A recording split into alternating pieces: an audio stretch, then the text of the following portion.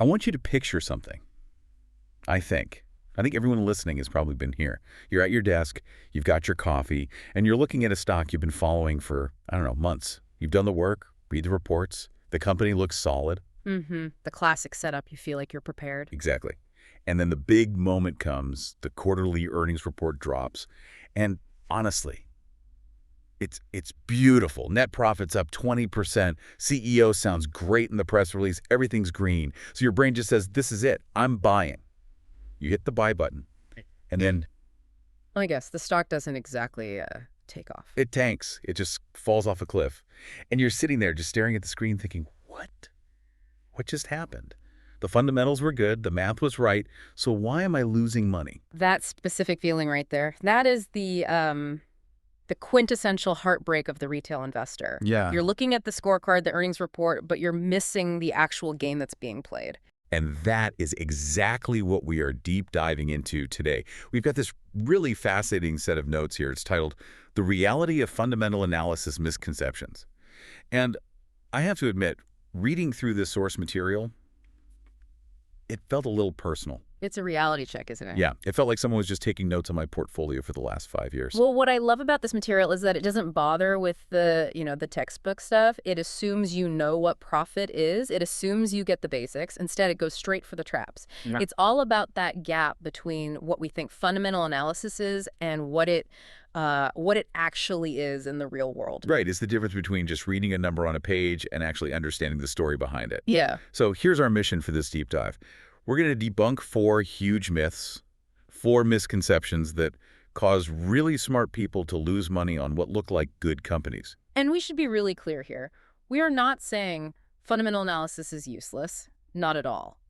We're saying the way most retail investors apply it is, well, it's flawed. We want to help you move from just collecting data to really understanding context. Because context is everything. Context is the difference between a portfolio that grows and one that just bleeds out. Okay, let's jump right in then. The first trap. The source calls this the good company versus good stock trap. This is ground zero. This is where most of the frustration starts. And the misconception is so logical, that's the dangerous part. Yeah. It's basically, if a company is doing well, making more money, then the stock price has to go up. So when I see good news, I should buy. Right. Good news equals price up. A simple equation. The source even gives that exact example. An investor sees net profit is up 20%, and their brain just screams profit up, stock up, buy now. But the market isn't linear. It's not that simple. So break that down. Why is that logic wrong? I mean, if a company's making more money, shouldn't it be worth more? In the long run, yes. But you have to grapple with this concept the source really hammers home, which is priced in. You have to remember, the stock market is, at its core, a discounting mechanism. Discounting mechanism. Right. Okay, that sounds a bit like jargon. What does that mean in, like, plain English? It means the market is basically a time machine. It's always trying to look 6, maybe 12 months into the future. It doesn't care about what happened today. It cares about what's going to happen.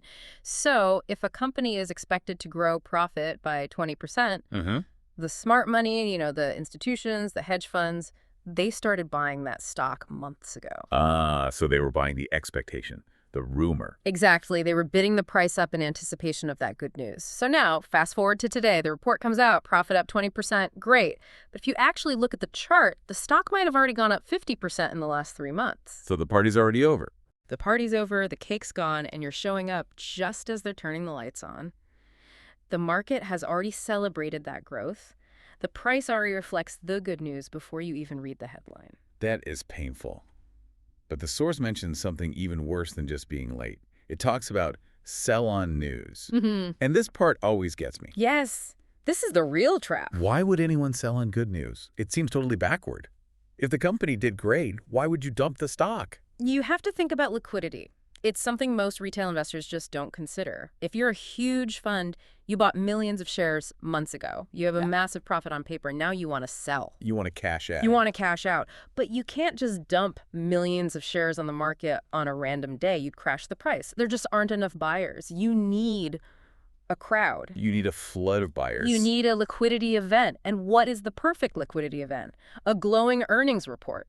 That news drops, and thousands of retail investors, like you read the headline, and they all rush in to buy at the same time. Oh, no. They provide the liquidity for the smart money to get out. So when I'm rushing in thinking I'm so smart, I'm holding the door open for the big guys to leave with their money. You are their exit strategy. That's the hard truth. The stock drops not because the company is suddenly bad, but because the anticipation is over and the profit-taking has begun. That's a brutal thought, but it makes perfect sense. So the takeaway isn't that good companies are bad. It's that the price you pay, the valuation, is more important than the headline metric. Precisely.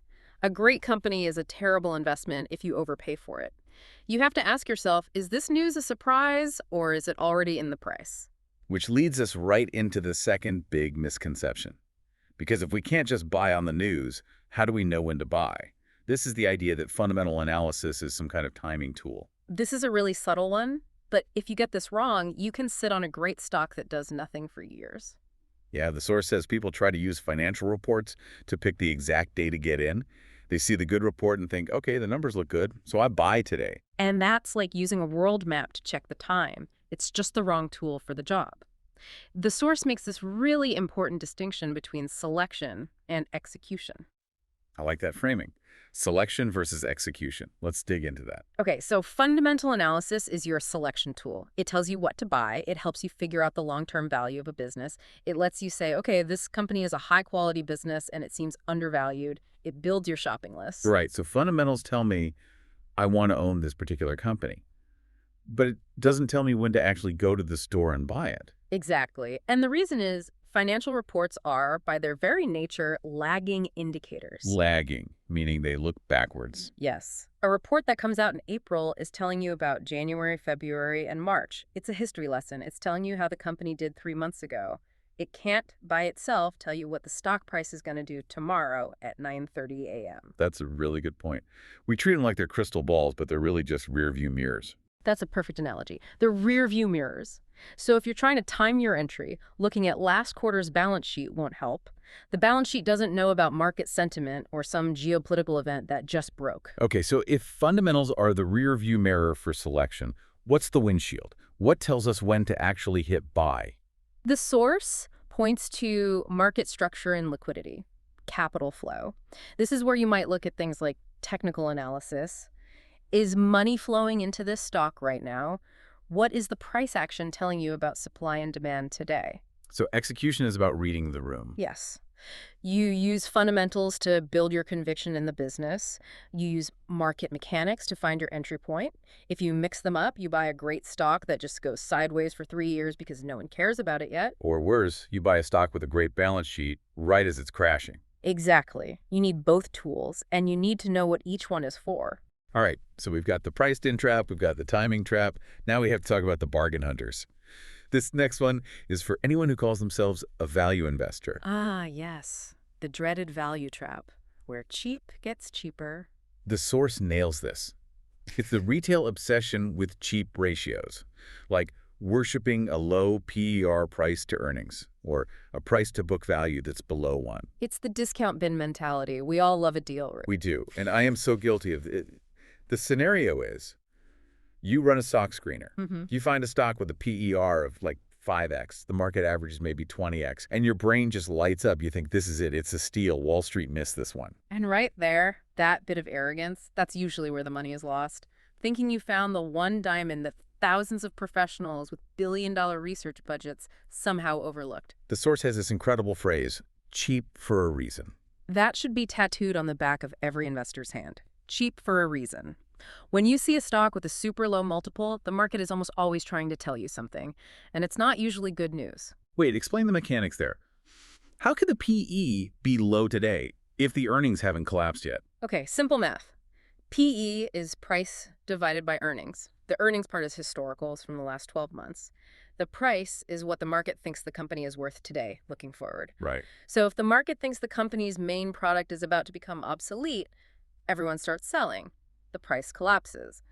But the historical earnings are still high from last year. So a low price divided by high past earnings. Yeah. That gives you that tiny PE ratio. Precisely. It looks cheap on paper. But what happens next year when those earnings actually disappear?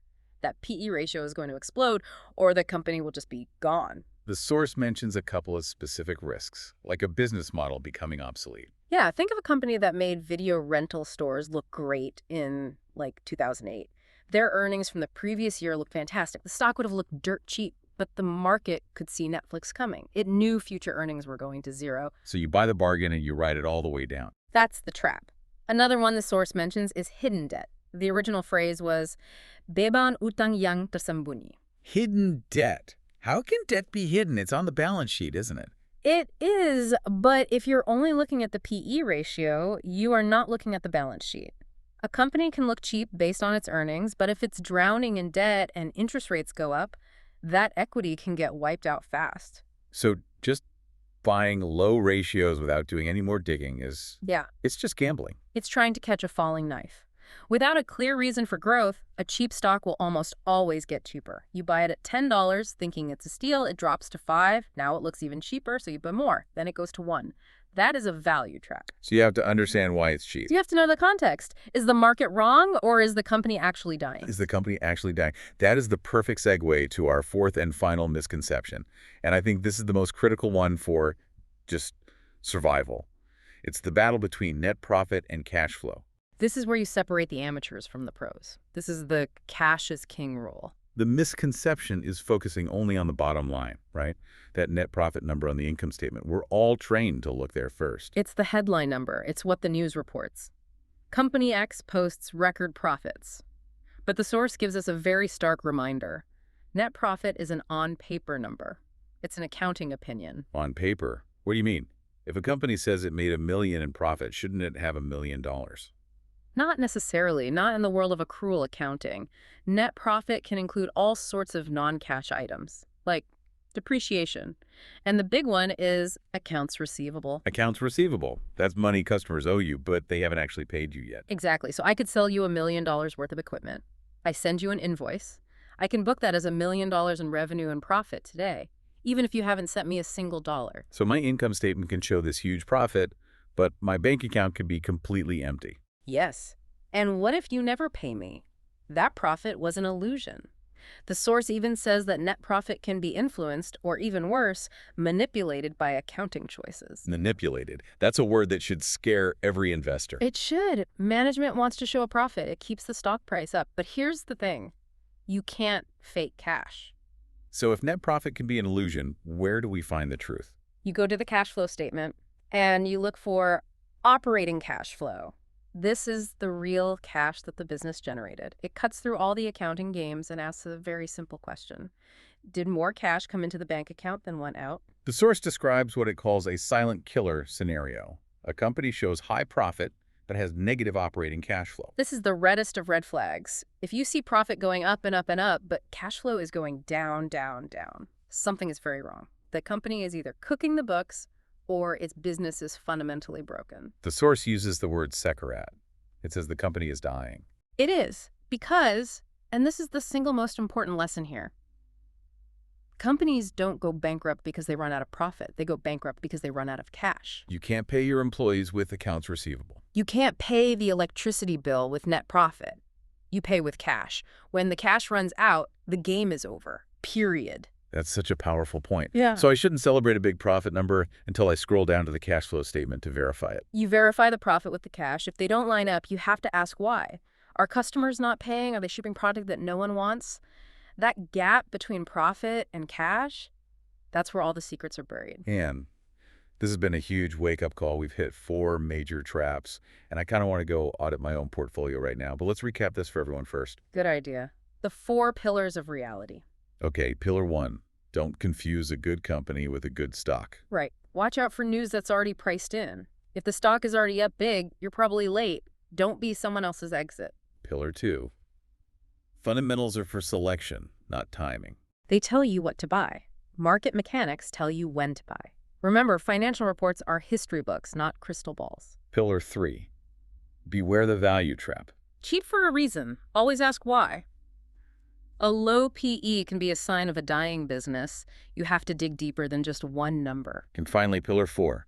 Cash flow is king. Always. Net profit is an opinion. Cash flow is a fact. High profit with negative cash flow is a ticking time bomb. So when you pull it all together, what's the big idea here? It feels like it's about not just taking the data at face value. Absolutely. It's about moving from being a passive data collector to an active investigator. You have to understand the market mechanics and the business realities behind the numbers. The numbers are just the start of the story, not the end. It's actually really empowering because once you know these traps are out there, you start seeing them.